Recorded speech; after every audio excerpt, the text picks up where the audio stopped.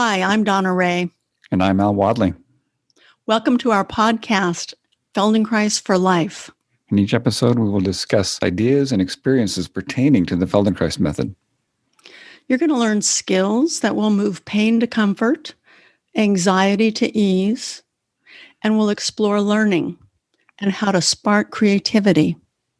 To learn more about Donna, visit her site at donnaray.com. To find Al Wadley, go to achievingexcellence.com.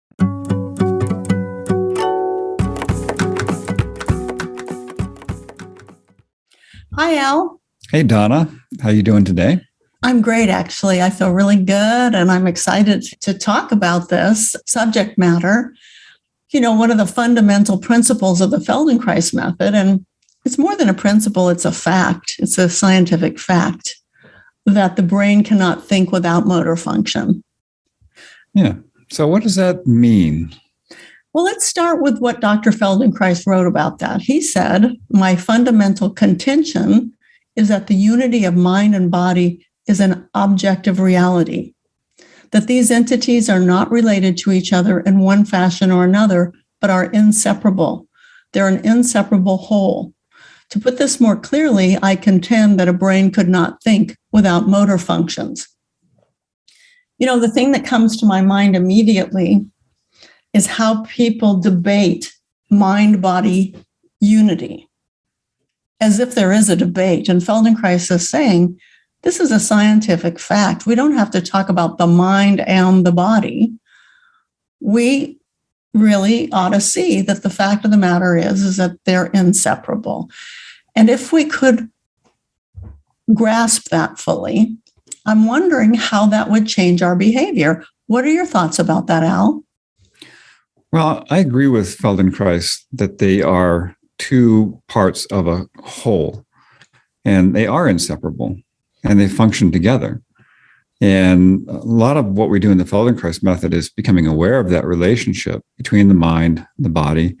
Kind of like to throw in the brain there too, the mind, the brain, and the body. I mean, brain, okay, is part of the body and the nervous system, but it plays a really significant role in terms of organizing our movement, our thinking, our sensing, and our feeling. And we practice the Feldenkrais method. We begin to learn to sense these relationships and become aware of, our mind has the ability to influence the organization of our brain, enhance the organization of our body. You know, influence how we move, the quality of our movement, our thoughts, and use our thoughts to help organize our movement in better ways. It's a really fascinating process to go into the Feldenkrais method like this and start to become self-aware in this way. It's a really profound experience. It has been for me. It is a profound experience, and one of the key elements of doing so is slowing things down. So in the course of the day, we're rapidly moving from one thing to the other, and we don't generally pay attention to how our thinking is affecting our feelings and our sensations, or vice versa. But while doing awareness through movement, we slow everything down to begin with, and we begin to experience the convergence of all those aspects of ourselves. So we make the distinctions, we differentiate feelings, sensing, thinking, moving, and we can actually pay attention to one and bring it forward, and the other ones fall to the background, but they're always happening simultaneously. But by using your attention, you pull one aspect of yourself forward and others recede. And we go back and forth like that in awareness through movement until we integrate all of them. And we find in ourselves and other people that it's easier to pull forward sensation or feelings or thought awareness or movement awareness, that those aspects of ourselves are more accessible. They're stronger than others in individuals, and we don't necessarily know until we actually begin to experiment with ourselves. Yeah. So it's through that reflection of ourselves and the process of awareness through movement that we start to discover our strengths and what we would like to strengthen. Yes, you're talking about how we can move these to the foreground and some to the background. And that's actually happening throughout our daily life. We may experience strong emotions, and then, our posture, our movement move into the background, or we're caught up in thinking about something and we're not really feeling our sensations or aware of our emotions. So that process is happening all the time, but we're not aware of it, like you said.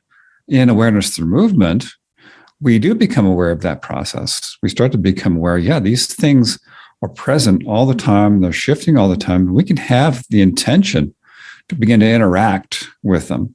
We can start to use our thinking to become more aware of how we're moving, the quality of our movement, and how to change that. Yeah, so it's a really fascinating process to become aware like that. And then you can start to feel it in your daily life. And you can go, wow, I'm really get caught up in my thought. Maybe if I shift my attention to my heels and my back and start to feel something else, then I can get out of those thoughts that I'm caught up in. Or you become aware that you're, really deep in an emotional state. Well, come back to your feet and sense your feet on the floor and anchor yourself and walk around a little bit like that and start to come back to the sensation of movement to help shift to these different places. And other times you want to get into something. You really want to get into deep thought to process something. I'm a thinker. I love to think. So I love getting into a thinking state. And it's a beautiful place to be. So it's really cool to be able to have the awareness and be able to move in these different key fundamental states. Yeah, so what you're describing is choice. That is an extraordinary thing. We work with so many people that report saying, how do I stop getting angry so quickly, for example? Or I tend to be sad a lot of the time. Well, when you begin to think about your anger or your sadness, it actually gets bigger, or your fear for that matter. So now you're thinking about an emotional state that you really don't enjoy, and it becomes larger and larger because you look for it. Because you just brought your attention to that very thing that you don't really want. And so instead, if you shift your attention to a sensory mode, for example, follow your breathing or do something slightly more complicated even. So what you're standing, I'm sitting. If those of you listeners, you may even be walking. So, or driving. We listen to podcasts in all these different states of activity. So think for a moment of your right shoulder going in the direction of your left knee. Just think of your right shoulder going toward your left knee and notice how you move. So no matter what situation you're in, you might be standing or sitting or driving a car. You could even be lying down. So whatever the situation is, begin to bring your attention to your right shoulder and direct your right shoulder toward your left knee. Now, this can be a very tiny movement, and it can even just be a thought. Notice how you respond to the thought of your right shoulder moving toward your left knee. Small movement. Notice your breathing. And now add the thought of your left knee moving toward your right shoulder.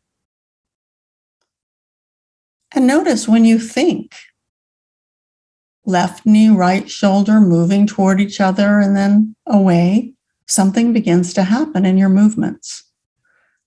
And your movements change.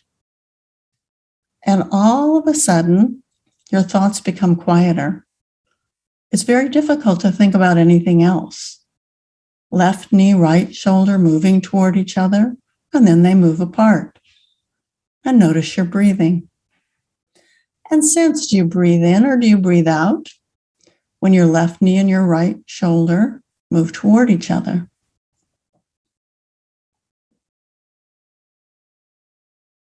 Notice your thinking, notice your feelings, notice your movement and your sensations. Now, I'm betting, I'd be willing to bet maybe $1, not all that much money. I'm not much of a gambler, low risk person. But when you're thinking of your left knee and your right shoulder moving together and apart, and you're also asking a question about your breathing, it's very difficult to think about anything else. Did you find that to be true, Al? Yeah, like you said, my thoughts became quiet and I was really attending to the movement of the shoulder. And then I was really curious when you said, move the knee, because I am standing. And so, but it triggered a little muscular movement to just bend the knee a little bit and draw it up in the direction of my right shoulder. I thought that was very curious. I knew where you're going with that. You're going to say something like that. I thought, well, how's that going to work out? And so I've been doing this for 20 plus years, and I'm still surprised when stuff like that happens. So I created this little action of bringing the knee and the shoulder towards each other, just really tiny movements. It was very quieting. We only have a limited amount of attention. So you only focus on so many things at once. And so emotions went into the background and my thoughts got quieter. They're just focused on the knee and the shoulder and some dialogue around that. Yeah, the sensations were in the foreground. So it's a really interesting experience. And with those sensations in the foreground, it's much more difficult to access emotions that you don't want to feel because your brain, your nervous system is absorbed in the movement, the sensations. The movement's a fundamental movement. And that's one of the advantages of the Feldenkrais method, is that we select movements that make sense. They make intelligent sense to the nervous system. Because this relationship between the right shoulder, the left knee, the right shoulder, the left hip, the right hand, the left foot, those make fundamental sense because they're embedded in crawling and in walking. So Feldenkrais understood that by accessing the intelligence of the nervous system, we actually create more potential in our efficiency of motion. So we're playing with these aspects of ourselves, but there's a thread that continues through our lessons because of the way we're organizing attention. Other people refer to it as a theme or idea. I think of it as a concept that I organize our lesson around. And there's these really fundamental aspects of our movement and organization that these lessons tap into. And like you said, that little relationship there between the knee and the shoulder is fundamental to crawling. It's fundamental to walking. Mm-hmm. So we explore these really basic functional movements that are true for all human beings. All humans experience this in some way or another when they move, when they walk, when they crawl, when they're developing and rolling around on the floor as babies and children. Mm-hmm. So, yeah, we tap into these and they have a deep connection into the nervous system and they make sense. And they bypass a lot of the cognitive nonsense that other disciplines may get into in terms of exercise. And they give us choice. I'm repeating that. I said that earlier, but it gives us choice in how we experience ourselves. We know that the nervous system has this feature called neuroplasticity, that we actually impact our neuronal firing patterns when we use our minds in particular ways. So when we shift to motor functioning, to sensation and movement, and we do so in a pleasurable way, we're actually priming, and I know that you love to use that word, priming a response in ourselves. So we're very Pavlovian. We can train our nervous systems. So instead of saying, I need to learn how to control my anger, maybe we could pose another approach. I'd like to develop self-awareness of movement. So when you feel the rise, there's an excitation with fear, anger, even in sadness, whatever it is that you're saying, that we all say, I'd rather do less of that. There's an excitation in the nervous system. We feel it. You can immediately breathe out and shift to movement awareness. And you might go to your right knee and your left shoulder moving toward each other and moving away from each other. And that's a relatively complex movement. So it demands your attention. Right knee to left shoulder to right knee. And all of a sudden, the excitation level in the nervous system starts to move into more harmonious waves. So immediately you have a result. A while ago, you mentioned how we tend to focus on an issue, like you've been mentioning anger. We have anger issue, and so we focus on it when I want to deal with it. I got to resolve this kind of thing. And how we focus on it, it really keeps it alive. It keeps it active in the nervous system. There's this really weird thing in quantum physics. It's called the quantum Zeno effect, where researchers will take like a quantum molecule that will decay on its own and just, go into nothingness, I suppose. But if the researcher keeps checking on its status, it'll maintain its state. It won't decay. That's a really bizarre phenomenon. And we have quantum elements in our brain. And we know from our experience as Feldenkrais practitioners, if you keep focusing on an issue, you get to maintain that issue. So if you're always checking in on your anger, I need to resolve this issue. I got to focus on my anger issue. Well, you're going to maintain the anger issue. And people do this with pain as well. And I've had students come in my office, and these are new students. And so I'll give them a lesson and they feel better and they stand up and then they start doing all these strange contortions. They're looking for the pain, which is funny. It's not there, but they'll do all kinds of things to try and find it. And I'll ask them, what are you doing? So I'm just checking. I'm just checking for this, see if this pain is still here. And if they contort themselves enough, maybe they can find it. And so I'll have this discussion with them. It's like, look, if you focus on it enough, you can recreate it. You can find it. So change your attention and notice the pleasant sensations you're having right now. Feel your feet on the floor, how tall you are, how much length you have in your back. And if you learn to move your attention like that and focus on more of what you want, you're going to get more of what you want. So it's a beautiful aspect of what you're talking about, being able to move and shift your attention to the more pleasant aspects of life. And you focus on that, that's what you bring to the foreground, and not what you experience more. Yeah, so let's go back to this movement of thinking left shoulder to right knee, move them toward each other in your imagination, your thoughts, and then move them away and set that up and find a rhythm of ease. Your left shoulder toward your right knee and your right knee toward your left shoulder, moving together and away. And now let's begin to alternate. So after you sense the left shoulder and the right knee moving toward each other and away, now bring your attention to your right shoulder and your left knee. Move them toward each other and away. Go back to your right knee and your left shoulder toward each other and away. Your right shoulder and your left knee toward each other and away. And you can continue like that very gently. One diagonal, the other diagonal, finding a rhythm of ease, breathing easily and naturally.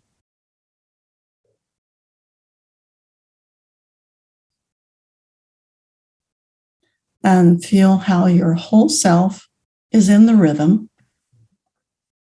as a thought, as a movement, depending on the situation that you're in. And slowly bring that to a stop. Observe yourself and notice the state you're in. And I'm guessing that you probably feel rather neutral. We could say emotionally neutral, for example, that you're open, you're present, you're sensing yourself. A calmness often comes from this kind of sensory motion that's easy to find, rhythmic. And with that calmness, that neutral place gives you the opportunity then to respond to the next event. The event can even be a thought. So nothing's happening. You're doing what you're doing. But if you think about something, for example, maybe you've watched some children play in the park recently. They're running around and screaming and climbing and, maybe not. Maybe you have a neighbor kid that rides a bicycle on the street and you're able to watch him or her ride their bicycle. Maybe you paid attention to the joy of play. And maybe something else comes to your mind that you find pleasant, maybe watching your doggies play or your kitty cat purr. So whatever it is, remember the joy of watching animals or children play and sense how you respond to that thought, to the memory. And I don't know about you, but I can't wipe the smile off my face. I immediately begin to smile because those memories create a very pleasant sense of self. So here we are. We could call this self-manipulation if you want even. I call it freedom of choice. But it is learning how to manipulate your own nervous system, your own mind. I like the word influence. I love that word. And to influence your state and influence your mind, to use and change your state and have choice about it. I was imagining my puppy running around, Pliny. He loves to play. He has so much vitality in life. He's so responsive and so incredibly smart that he just brings joy to me to watch him to run so gracefully and so quickly through the yard and play his games. So that's what came to my mind. Mm-hmm. Now it's interesting, shifting to that away from the more neutral state I was in after doing that little movement exploration, which for me in standing required a lot of concentration. So I really had to tone down any extraneous thinking or emotions or anything else. And so then moving from that into a pleasant emotional state was a very interesting process to have those images come up, hear the sounds and be immersed in that and the joyful feelings of watching Pliny just love life and embrace it fully and completely.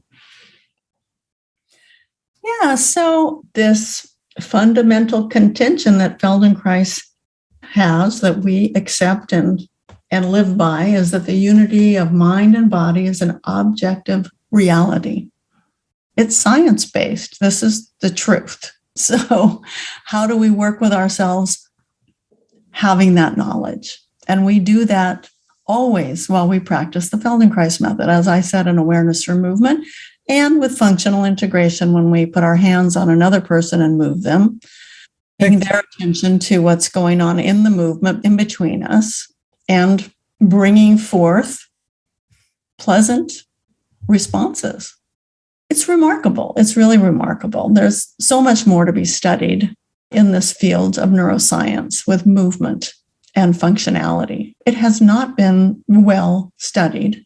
We're just tapping into that, really. I mean, this field of neuroscience is just starting to get this stuff figured out. What's remarkable, again, I said this probably hundreds of times, that Dr. Feldenkrais understood this decades ago in the last century. He was understanding how the brain worked, the nervous system, the brain was learning. We're laying down new neural pathways, making changes. And he talked about these things. This is way before such ideas were widely accepted in the scientific community. And now they are. Science is catching up to Dr. Feldenkrais. And, Dr. Norman Doidge, he wrote a book called The Brain's Way of Healing, and he discusses the Feldenkrais method thoroughly in his book. He's an admirer, and he uses the Feldenkrais method for himself personally. That's how he discovered the method, as most of us did in the beginning. We came upon it for some reason, curious seekers, or we're looking to resolve difficulty in our lives. And so he's done an incredible job, beautiful writing, and it's so comprehensible. So that's a resource for everyone. You can look into Dr. Norman Doidge. Absolutely. Totally. Get that book, read that chapter. It's a great chapter. I love the way he wrote it. It opens up like reading a spy novel, the adventures of Dr. Feldenkrais in France and World War II. It's really remarkable. Mm-hmm. Fun read, totally fun read. Well, it's great talking with you. Love it. Look forward to our next conversation, Al. Always, absolutely. Yeah, so check out our websites. Mine is achievingexcellence.com and Donna Ray is donnaray.com. We have lots of articles and audio programs you can tap into and all kinds of cool stuff. So check it out and check out our other podcast episodes. Thank you for listening. Bye-bye. See ya.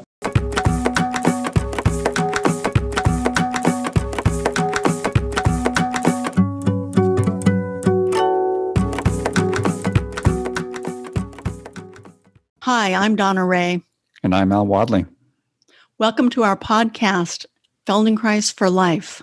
In each episode, we will discuss ideas and experiences pertaining to the Feldenkrais Method.